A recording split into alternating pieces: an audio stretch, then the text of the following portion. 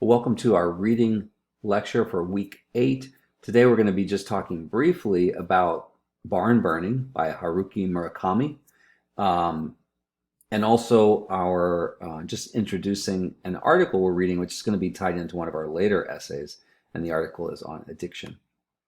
So this is an image from the film Burning, which was inspired by Murakami's short story. Murakami's short story was inspired by a story by William Faulkner written back, I believe, in the 1930s called Barn Burning. He's an American writer from the American South, grew up in Mississippi, and writes about that region a lot. But in the story Barn Burning, what we get is um, basically with a son who ends up deciding to kind of almost inform on his father, who is an arsonist, right? And burning things down, and the son decides he's going to just finally basically tell him the father. So this sort of idea of having responsibility is a big theme, I think, in that film, where we have responsibility for our families, or if our families were doing something wrong, where we have responsibility to turn them in.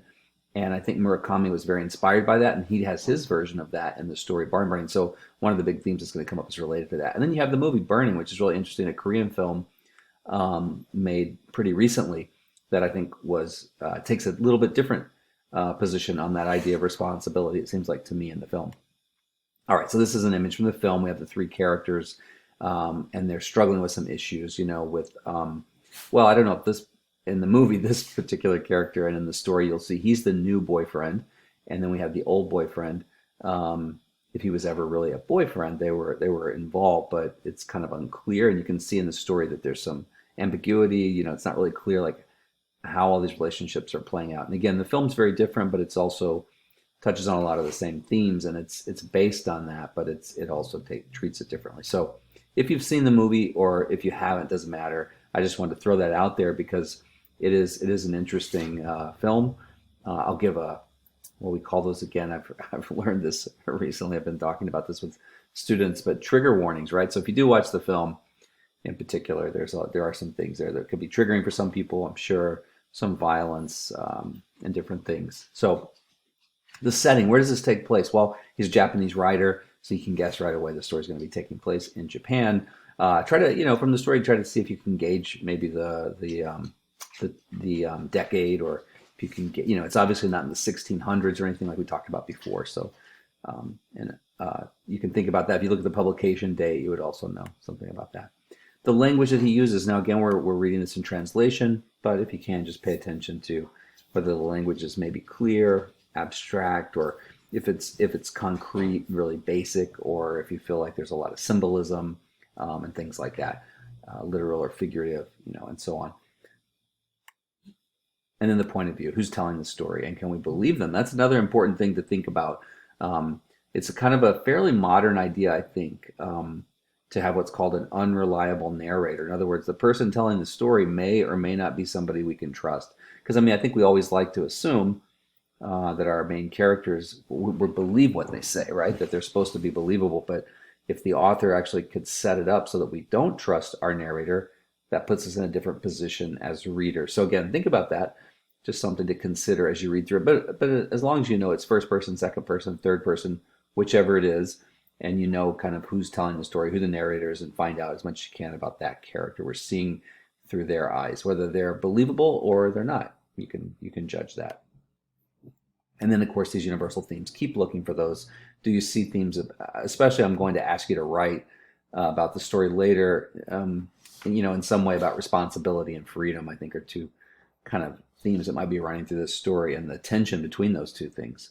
If we're totally free, we might be harming other people, right? Because we're not helping when we need to. And if we're completely responsible for everything, it's like this Atlas. Atlas is the Greek god that was supposed to have the world on his shoulders. So, total responsibility could be kind of heavy, but total freedom could be kind of dangerous. So you can think about that as you read through the story too, as well, I hope.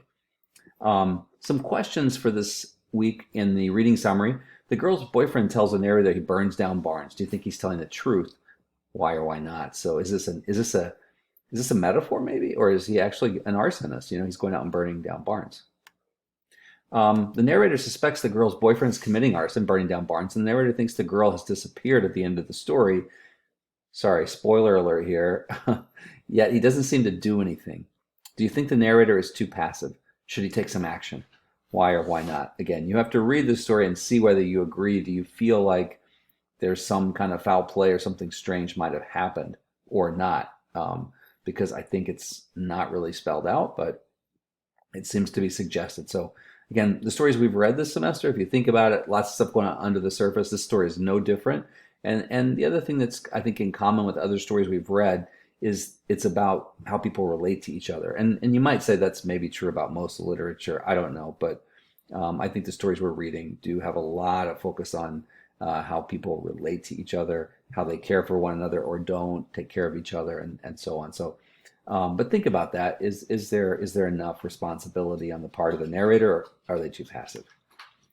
Finally, when the narrator meets the girl's boyfriend near the end of the story, neither man seems to know where the girl is. What do you think happened to her? And kind of if you can explain that or think about that. And again, these scenes I'm showing are clips from the movie Burning, which is a really, I think, interesting film from South Korea that was made a couple of years ago, based loosely, I think, and or at least it takes a different interpretation of the short story by Murakami. And then our article on addiction is from the Library's Opposing Viewpoints database. These are articles that I just pulled off of our Morton College Library database. And the databases are a great thing. If you ever have to do a research paper, there's just so much information. And I don't know if I've said this before, but it's obviously free if you're a Morton College or like me, faculty. And if we weren't faculty or students, this would be very expensive because these databases are a premium kind of subscription to have these. So there's tons of information that's available to you as a college student. You could definitely check that if you're having to do a research paper for another class. But this article is about addiction, so there's a few questions about that to ask. And again, later we're going to be tying this story related to addiction into the rest of our writing that we're going to be doing. So this will come up later. It won't really tie into this fourth and fifth essay. It'll be more our kind of final essays. We get to essay 6 or 7, I believe. Yeah. A little bit down the line, but still, it's going to be out there in a few weeks. It'll be here before we know it. We're halfway through the semester now, so it'll be here in a few weeks. All right, well, that's all I have for the reading.